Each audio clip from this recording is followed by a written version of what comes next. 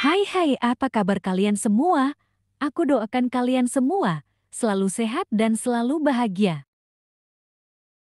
Di episode kemarin, suami Godioki terbongkar penyamarannya dan Godioki sudah mengetahui kalau dia bukan suaminya, ternyata dia si pria bangsawan. Di episode ini, Mansuk menjelaskan kalau si pria bangsawan sudah mati karena titah raja tidak bisa ditunda, jadi si pria bangsawan mengatakan kalau dia mengubur impiannya demi Godioki. Dan dia memalsukan identitasnya dan mengatakan kalau dirinya sudah meninggal dan mayatnya belum diketemukan, dan Godeoki yang mendengar tampak sedih dan terharu dengan pengorbanan si pria bangsawan. Setelah penyamarannya terbongkar, si pria bangsawan mendatangi adik ipar Godeoki dan adik ipar Godeoki tampak sangat khawatir dengan keadaan si pria bangsawan dan ternyata semuanya sudah terbongkar dan Godeoki juga menyuruhnya pergi. Lantas adik ipar Godeoki mendengar itu, dia ingin menjelaskan ke kakaknya tetapi si pria menghalanginya karena dia berkata kalau Godeoki sepertinya tidak mengetahui kalau mereka bertiga bekerja sama. Dan tiba-tiba Maxim mengagetkan mereka dan ingin memberitahu Godeoki, tetapi mereka bertiga membawa Maxim dan menjelaskan semuanya dan akhirnya Maxim yang mengetahuinya dia juga disuruh merahasiakannya. Dan ternyata di luar dugaan Godeoki sudah mengetahui semuanya karena Mansuk tidak sengaja memberitahu Godeoki, lalu Godeoki mendatangi si pria bangsawan dan mengatakan kalau kita kedatangan tamu yaitu Mansuk. 어딜 감겨? 맨날 못 빠지게. Dan sesampainya di rumah, ternyata Godeoki menyidang mereka semua dan lalu Godeoki meminta penjelasan dari mereka. Lantas adik iparnya menjelaskan kalau dia bertemu dengan kakaknya tetapi kakaknya justru berpaling dan tak mau diajak pulang walau kakaknya mengetahui keadaan Godeoki, tetap dia mengatakan kalau dia tidak mau. 이제 집으로 가요. Dan ketika adik ipar perjalanan akan pulang berjumpa dengan si pria bangsawan dan si pria bangsawan yang tahu kalau Godeoki dalam bahaya, maka dia langsung mengambil keputusan kalau menyelamatkan Godeoki. Walau dia harus tampil di pementasan yang terpenting di hidupnya, semua si pria batalkan dan dia lebih memilih menyelamatkan Godeoki. 하신다고요? 그거 말고는.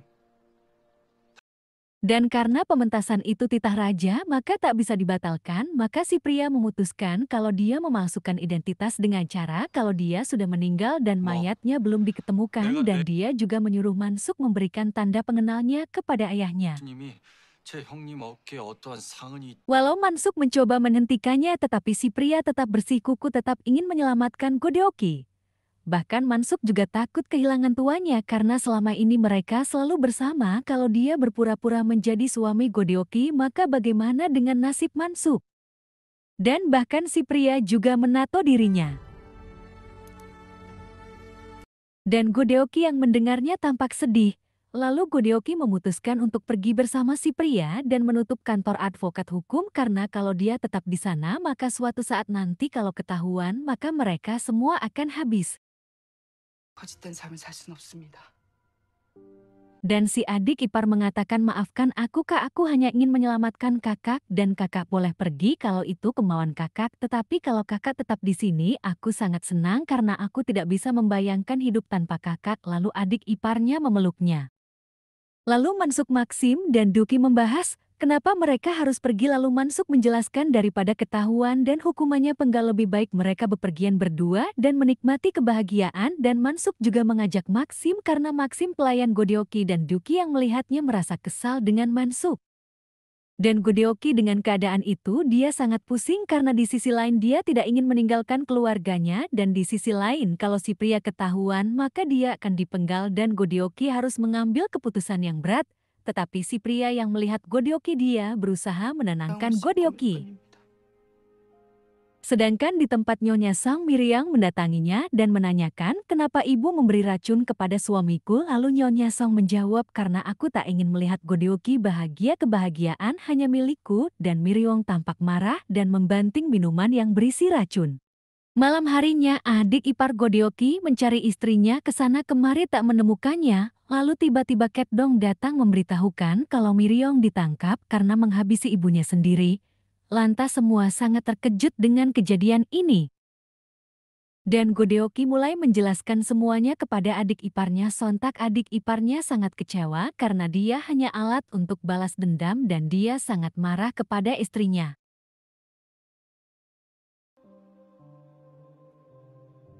Keesokan harinya, Godeoki mendatangi kantor kehakiman dan dia diperlihatkan mayat yang sudah diotopsi ulang itu ternyata Dolsuk pelayan Nyonya Song yang dulu diselamatkan Godeoki. Sontak Godeoki berkata kalau itu perbuatan Nyonya Song karena dia dendam dengan pelayan ini. Lalu pengawal inspektur berkata iya kita sudah tahu dan kita yang ingin menangkap Nyonya Song di rumahnya ternyata dia sudah tewas. Lantas Godeoki menemui Miryong di penjara dan Godeoki mencoba berbicara pada Miryong lalu Miryong menjelaskan kalau ibunya ingin menghabisi suamiku dan suami kakak dengan racun dan bukan hanya itu ibu juga menghabisi semua orang yang ada di gunung lalu aku mendatanginya dan sangat marah padanya. Godeoki berkata lalu kau menghabisinya dengan cara apa lantas Miryong menjawab memberinya racun lalu Godeoki berkata Nyonya Song tiada karena disekik. 교살당하셨. Miryong berkata, aku mendatanginya dan menanyakan apa yang membuat dia sangat membenci kakak. Lalu dia berkata, aku iri padanya, walau tanpa suami dia bisa membesarkan adik iparnya dan menjadi juara satu, dan juga dia bisa menjadi bangsawan terhormat, kenapa dia selalu bahagia, aku benci padanya. Dan Miryong yang mendengar itu, Miryong mencoba memberi pengertian kepada ibunya lantas setelah mendengar penjelasan Miryong Nyonya Song mulai sadar dan itu terakhir aku melihatnya dan kini aku ingin menanggung semua perbuatan ibuku ucap Miryong. 어머니의 모습이었습니다. Dan supaya ibuku tenang di sana maka aku menanggung kejahatannya. Shin berpindah ke hakim yang ditangkap karena kejahatannya. Dan tiba-tiba Godeoki keluar dari kantor kehakiman sontak hakim meminta Godeoki menjadi advokat hukumnya, tapi bukannya Godeoki membelanya justru Godeoki yang mengingat semua perbuatan hakim dulu padanya maka dia menjelaskan kalau dengan semua kejahatan hakim maka hakim pantas dihukum penggal.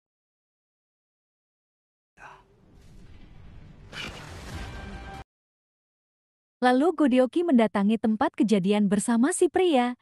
Dan Godeoki mengamati satu persatu rumah itu dan akhirnya Godeoki menemukan jejak kaki yang tak wajar dari belakang rumah. Lalu si pria melihat sesuatu dan dia menemukan cincin sontak Godeoki mengetahui karena cincin itu miliknya yang dipakai oleh istri bangsawan dua.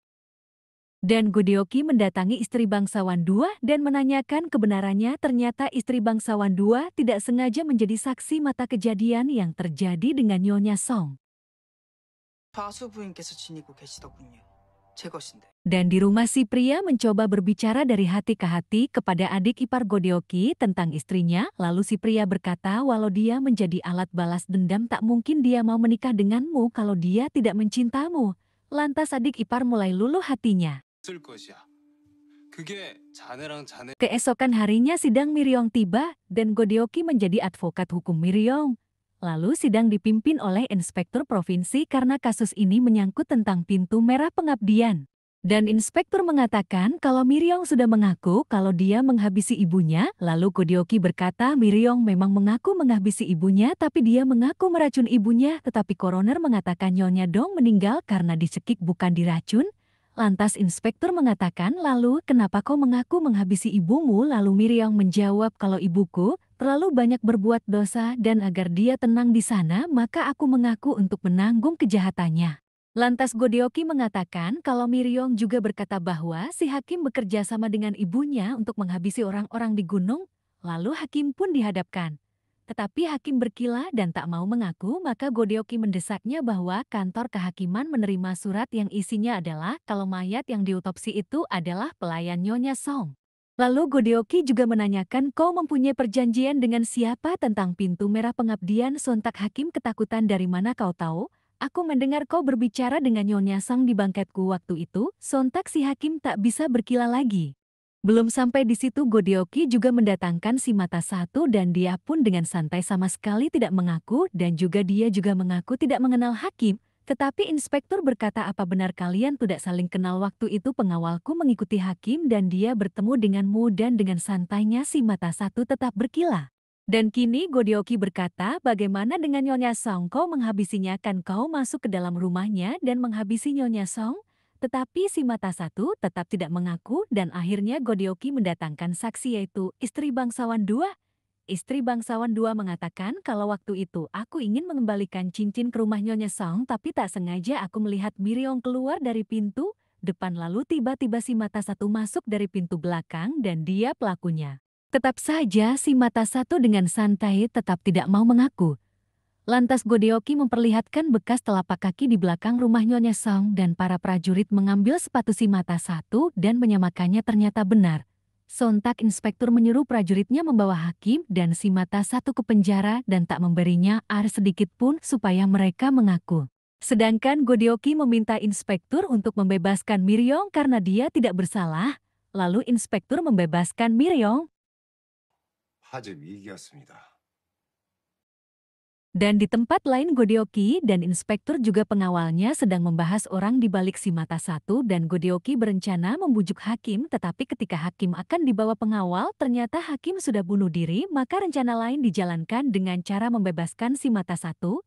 Bukannya tobat si mata satu justru mengancam Godeoki tetapi si pria tak membiarkannya. Lalu di wilayah Godeoki mendapatkan banyak hadiah dari raja karena Godeoki sudah mengungkap pelaku dari kasus pintu merah pengabdian dan semua penduduk di wilayah itu tampak sangat senang dan berterima kasih kepada Godeoki. Si mata satu ternyata menemui Tuan Bak tetapi bukannya Tuan Bak menyambutnya dengan baik justru Tuan Bak menghabisi si mata satu. Rupa-rupanya Tuan Bak kedatangan tamu. Dan ternyata tamu itu adalah majikan Godeoki, entah apa yang mereka rencanakan kali ini. Dan seperti janji Godeoki, Godeoki akan pergi dengan si pria setelah kasus istri adik iparnya selesai. Tetapi sebelum kepergiannya, si pria mengajaknya ke kantor Godeoki. Lalu di sana Godeoki melihat banyak orang berterima kasih kepada Godeoki karena sudah berhasil mengungkap kasus pintu merah pengabdian karena kasus itu memakan banyak korban kini semua keluarga tampak sangat lega. Dan kantor Godeoki diperbaiki oleh mereka dan tak lupa mereka juga memberikan banyak hadiah kepada Godeoki sebagai tanda terima kasih. Godeoki sangat terharu dengan kejadian ini. Lalu Godeoki berbicara berdua dengan si pria dan Godeoki berkata, "Bolehkah aku serakah? Bolehkah aku tidak pergi dan tetap tinggal di sini dan kau menjadi suamiku tapi kalau sampai ketahuan bagaimana?" Lalu si pria menjawab, "Kau berusaha dengan giat selama ini untuk mencari takdirmu sendiri ini semua pencapaian dari kerja kerasmu selama ini. Ayo kita lakukan dan jangan sampai ketahuan," ucap si pria. Makin seru aja ya bagaimana kelanjutannya sampai jumpa di episode berikutnya ya.